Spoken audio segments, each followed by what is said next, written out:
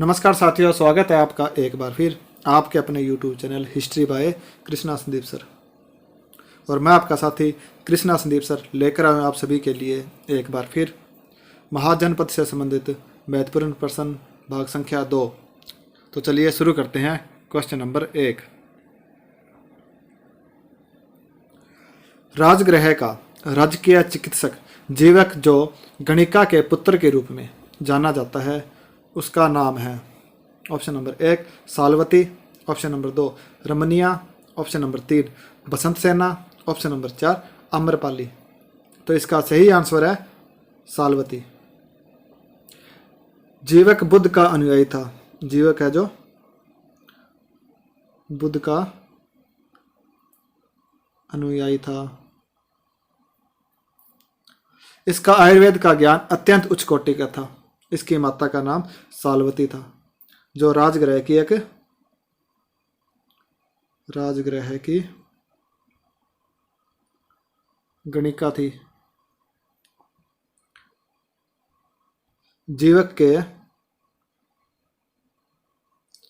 जन्म के बाद सालवती ने जीवक को घूर पर गिर दिया। घूर अर्थात कचरे के ढेर पर गिर दिया, ढेर पर फेंक दिया। वहां से बिंबिसार का पुत्र था राजकुमार अभय ने इसे प्राप्त किया। लालन पालन के पश्चात यह अध्ययन के लिए तक्षशिला भेजा गया जहां इसने आयुर्वेद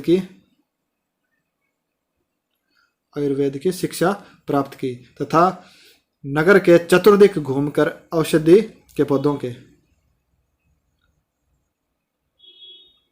पौधों की जानकारी हासिल की, पौधों का ज्ञान प्राप्त किया। Next question. प्राचीन नगर तक्षशिला निम्नलिखित में से किनके बीच स्थित है? ऑप्शन नंबर 1 सिंधु तथा झेलम, ऑप्शन नंबर 2 झेलम तथा चेनाब, ऑप्शन नंबर 3 चेनाब तथा रावी, ऑप्शन नंबर 4 रावी तथा व्यास। तो इसका सही आंसर है सिंधु तथा झेलम। वर्तमान पाकिस्तान के रावलपिंडी जिले में स्थित तक्षशिला प्राचीन समय में गांधार की राजधानी थी।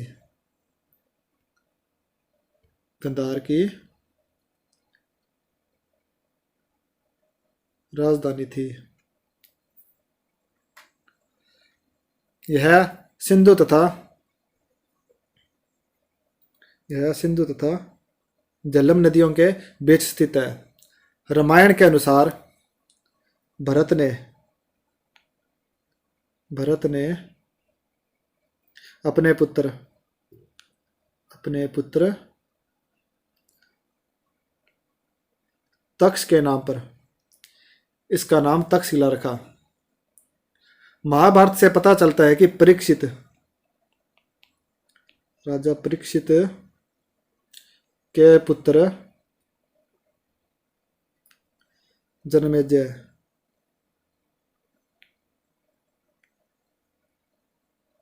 जनमेजय ने इसे जीता तथा यहीं पर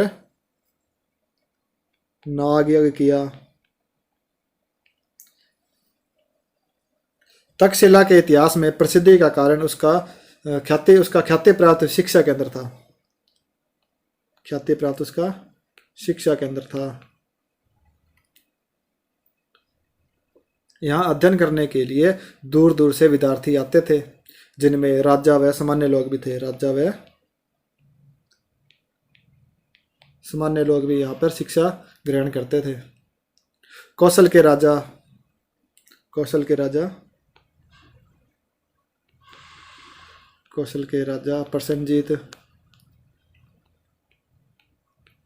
प्रसेनजीत, मगध का राजवेद जीवक,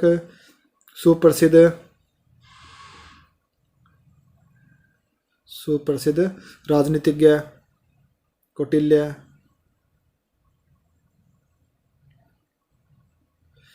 कौटिल्य, बौद्ध विद्वान वसुबधु,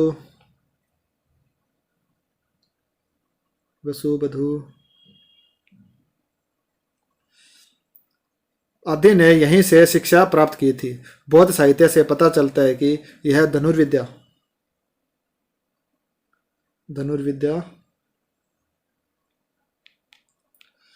की शिक्षा के लिए पूरे विश्व में प्रसिद्ध था। चंद्रगुप्त मौर्य ने अपनी सैनिक शिक्षा यहीं से प्राप्त की थी। चंद्रगुप्त मौर्य ने। चाणक्य यहाँ का प्रमुख आचार्य था। तक्षशिला जैन धर्म का भी प्रसिद्ध केंद्र था। यहाँ से 105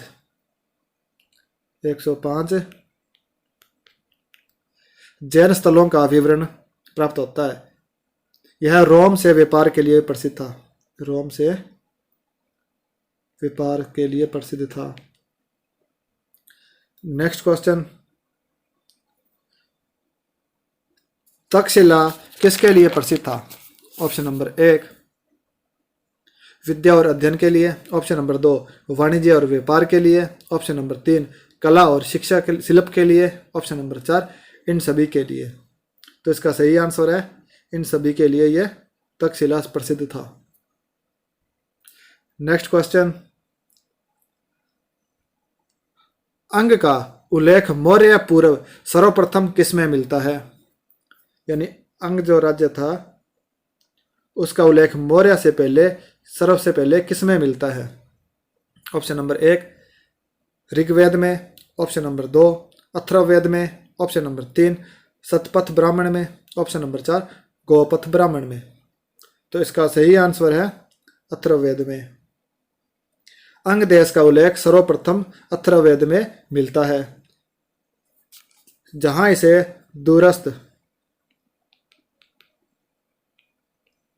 दूरस्थ प्रदेश कहा गया है। इसके अतिरिक्त कुरुक्षेत्र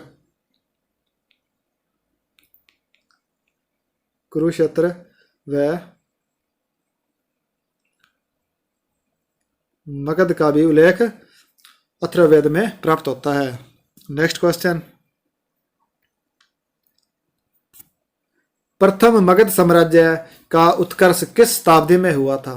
ऑप्शन नंबर 1 चौथी शताब्दी ईसा पूर्व, ऑप्शन नंबर 2 छठी शताब्दी ईसा पूर्व, ऑप्शन नंबर 3 दूसरी शताब्दी ईसा पूर्व, ऑप्शन नंबर 4 पहली शताब्दी ईसा पूर्व। तो इसका सही आंसर है छठी शताब्दी ईसा पूर्व में। प्रथम मगध साम्राज्य का उत्कर्ष हर्यक वंश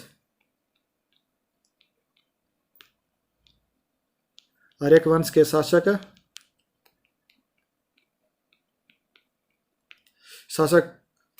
के शासन काल में हुआ था। कब? यह हुआ था 544 ईसा पूर्व से 412 ईसा पूर्व तक।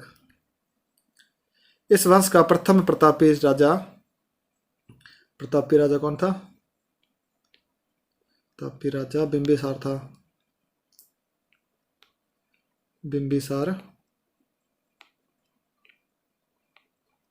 बिंबिसार था जिसने गिरिवज्र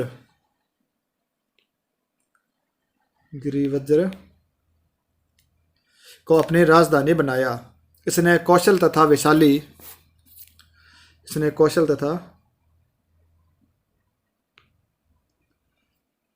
व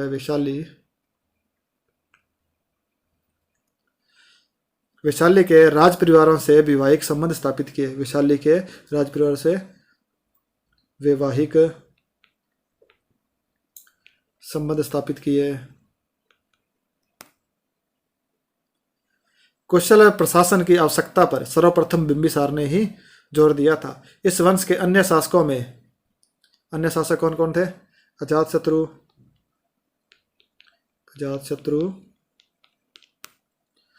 उदयन, अनिरुद्ध, मुंड और नागदशक मिलकर 412 ईस्वी तक शासन किया था। इस वंश को जो हर्यक वंश था उसको किस नाम से जाना जाता है? पितृघातियों, पितृघातियों के नाम से भी जाना जाता है, क्योंकि इन्होंने अपने पिता की हत्या करके ही अपने वंश चलाया था, अपने शासन किया था। नेक्स्ट क्वेश्चन है, अजात शत्रु के वंश का नाम क्या था? Option number 1 Maurya, option number 2 Haryanka, option number 3 Nanda, option number 4 Gupta. तो इसका सही आंसर है अजात शत्रु के वंश का नाम हर्यक वंश था, जिसका भी अपनों ने जिक्र किया था। नेक्स्ट क्वेश्चन, निम्नलिखित में से कौन सा एक अन्य तीनों के समसामयिक नहीं था, यानी इन तीनों के साथ नहीं था? Option number 1 Bimbisara, option number 2 Gautam Buddha, option number 3 Milind, option number 4 Prasenjit. तो इसका सही आंसर है मिलिंद। हर्यक वंशीय शासक बिंबिसार, इसने 544 ईसा पूर्व से 492 ईसा पूर्व तक मगध पर शासन किया था। मत्स्य पुराण में उसका नाम क्षेत्रोजस दिया गया है। जैन साहित्य में उसे श्रेणिक कहा गया है। जैन साहित्य में इसे क्या कहा गया?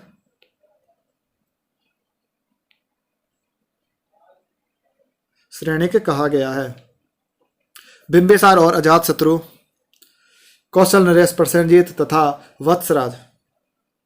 बिंबिसार, प्रसेनजीत, अजातशत्रु और वत्सराज उदयन महात्मा बुद्ध के समकालीन थे।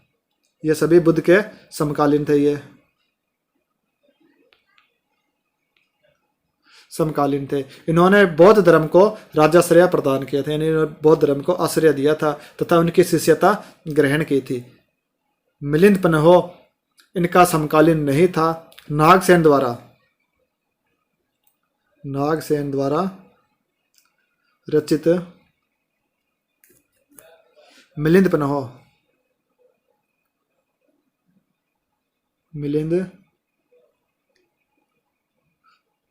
पन्हो में इसकी सूचना मिलती है। मिलिंद मौर्योत्तर काल का हिंद यवन शासक था। नेक्स्ट क्वेश्चन, निम्नलिखित में से कौन शेष अन्य के साथ बाद तक जीवित रहा? Option number 1 Bimbisara, option number 2 Ajatashatru, option number 3 Devadatta, option number 4 Gautam Buddha. तो इसका सही आंसर है अजातशत्रु है, जो इनके बाद तक जीवित रहा। देवदत्त है जो गौतम बुद्ध के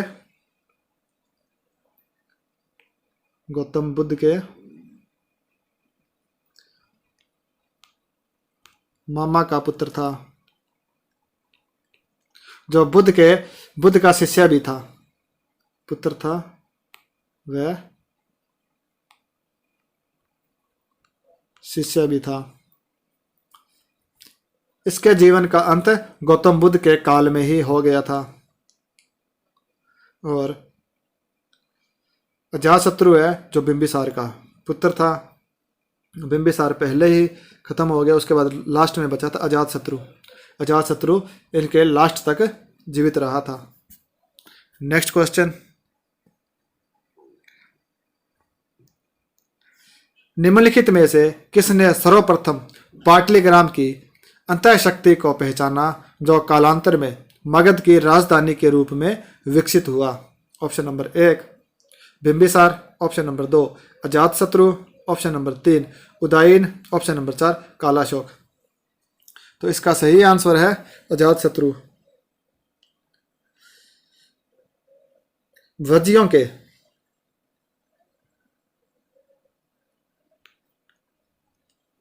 के संभावित आक्रमण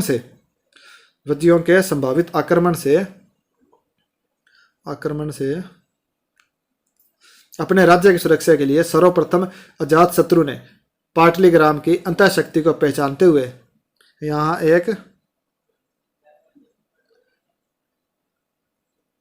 सुदृढ़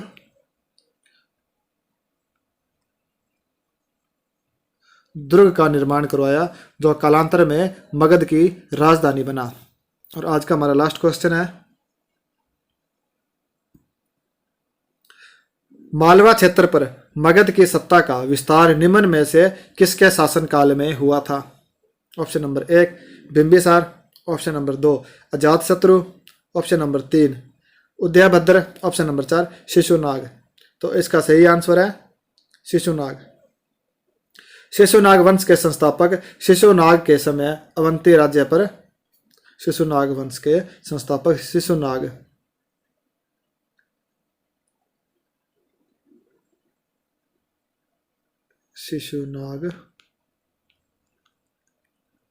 वंश का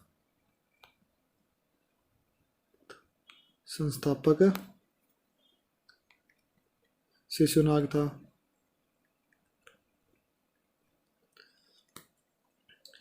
और अवंती पर राज्य पर मगध का अधिकार हो गया था। अवंती राज्य पर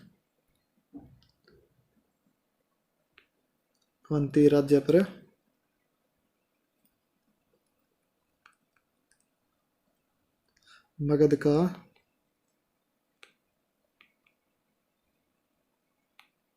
अधिकार हो गया था। और इस प्रकार मगध साम्राज्य की पश्चिमी सीमा मालवा तक जा पहुंची।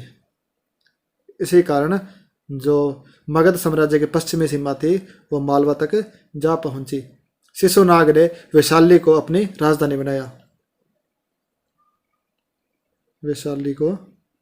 राजधानी बनाया। तो आज के लिए बस इतने साथियों, मिलते हैं कल कुछ नए क्वेश्चन के साथ। तब तक के लिए धन्यवाद। अगर वीडियो पसंद आए तो इसे लाइक कीजिए, शेयर कीजिए और यूट्यूब चैनल को सब्सक्राइब जरूर कीजिए साथियों। धन्यवाद साथियों।